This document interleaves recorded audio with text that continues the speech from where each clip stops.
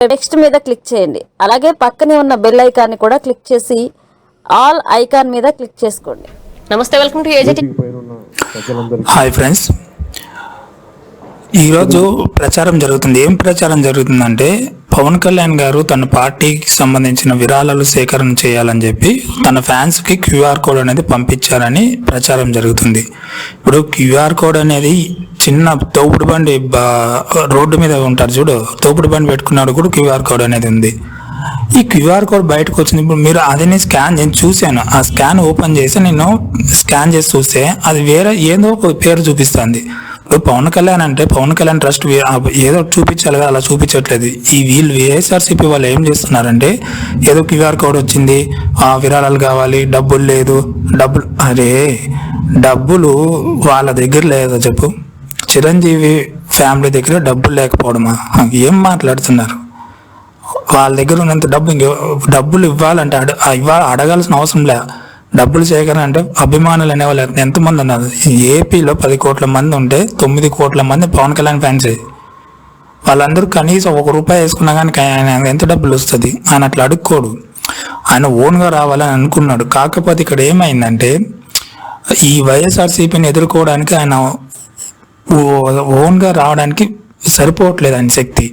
So దానివల్ల ఆయన టీడీపీతో పొత్తు పెట్టుకున్నాడే కానీ వేరే ఉద్దేశం అయితే కాదు. ఇప్పుడు టీడీపీ అనేది కూడా సగం తగ్గిపోయింది, గ్రాఫ్ అనేది లేదు వాళ్ళకు కూడా. సో వాళ్ళు కూడా ఏంటి ఊరితో ఒకరితో పొత్తు పెట్టుకుని వాళ్ళు గెలుస్తారు.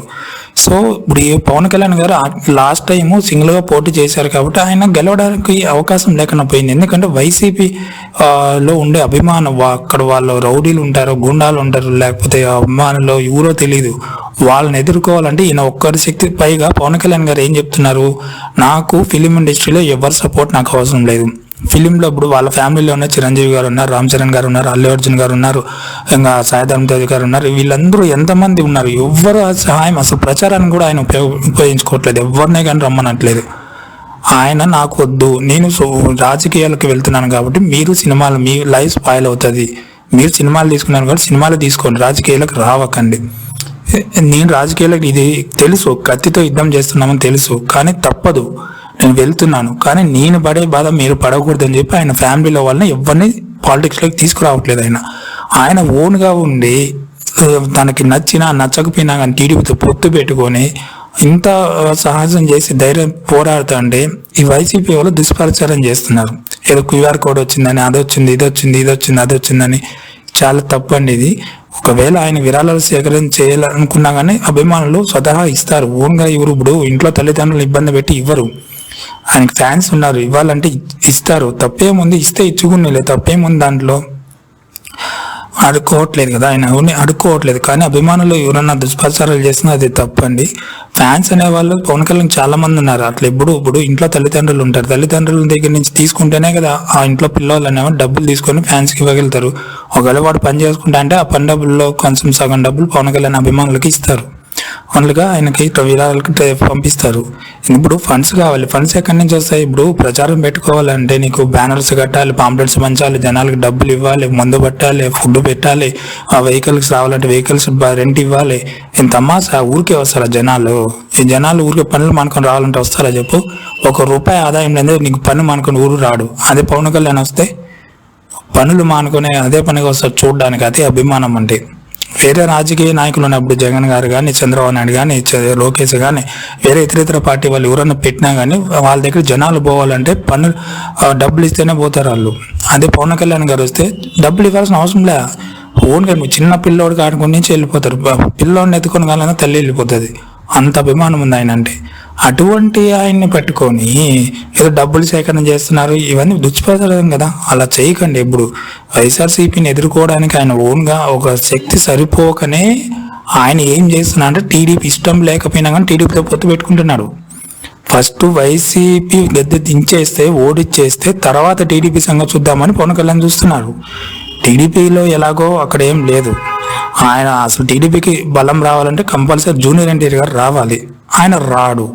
ఎందుకు రాడంటే బాలకృష్ణ ఈగో, అహం వల్ల ఆయనకి పట్టట్లేదు.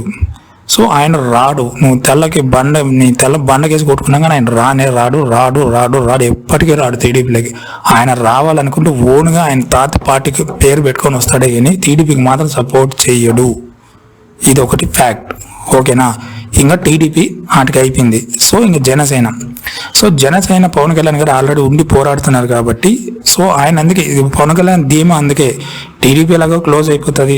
టీడీపీకి క్లోజ్ అయిపోతే ఇంకా ప్రత్యర్థులు ఎవరు వైసీపీకి పవన్ కళ్యాణ్. ఒకవేళ పవన్ కళ్యాణ్ వ్యక్తి అనేది లేకపోతే ఎన్టీఆర్ గారు కూడా ఏం మామూలు కాదు, ఆయన మంచి తెలివైన వాడే.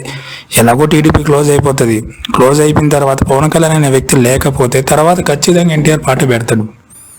సో ఎన్టీఆర్ పార్టీ పెడతాడు. ఇప్పుడు పవన్ కళ్యాణ్ అనే వ్యక్తి మధ్యలో డ్రాప్ అయిపోయాడు అనుకో, ఇన్నాళ్ళు చేసిన కష్టం అంతా వృధా అయిపోతుంది కదా. ఎలాగో వైసీపీ గెలుస్తుందో వాళ్ళు ధీమాగా ఉన్నారు, అది గెలుస్తుందో లేదో తెలియదు, ప్రజలు నిర్ణయిస్తారు. సో పవన్ కళ్యాణ్ గారు ఎందుకుంటున్నారంటే, నన్ను అడిగితే జూనియర్ ఎన్టీఆర్ నెక్స్ట్ ఇప్పుడు ఓన్గా పార్టీ పెట్టే దమ్మున్న నాయకుడు కూడా అంటే ఏపీలో ఎన్టీఆర్ గారు ఒకరే, వేరే వాళ్ళకి ఇతర పార్టీలు ఏం లేవు. ఎన్టీఆర్ గారు రాకనన్నా చేయడానికి వ్యూహాలు అన్నమాట ఇవి. పవన్ కళ్యాణ్ ఆల్రెడీ ఉన్నాడు అనుకో, ఇప్పుడు నేను ఎన్టీఆర్ ఫ్యాన్ అయినా కానీ నేను పవన్ కళ్యాణ్కి ఓటేస్తాను, ఎందుకంటే ఆయన ఎప్పటి నుంచో పాలిటిక్స్లో ఉన్నాడు కాబట్టి. మీకు ఎన్టీఆర్ గారు అప్పటికప్పుడు వచ్చి నాకు ఓటు ఏంటంటే ఏం కదా. సో పవన్ కళ్యాణ్ ప్లాన్ అది. నన్ను అడిగితే పవన్ కళ్యాణ్ గారు ఇప్పటి నుంచి వాళ్ళు ఇప్పుడు కాదు, 5 సంవత్సరాల తర్వాత ఏం జరుగుతుందో కూడా వాళ్ళు ఊహించగలుగుతారు. సో అలా థింక్ చేసి ఆయన పార్టీ పెట్టి ముందుకు పోతున్నారు, నష్టం వస్తున్నా కానీ. అది వీళ్ళ ప్లాన్స్. అది ఫ్రెండ్స్.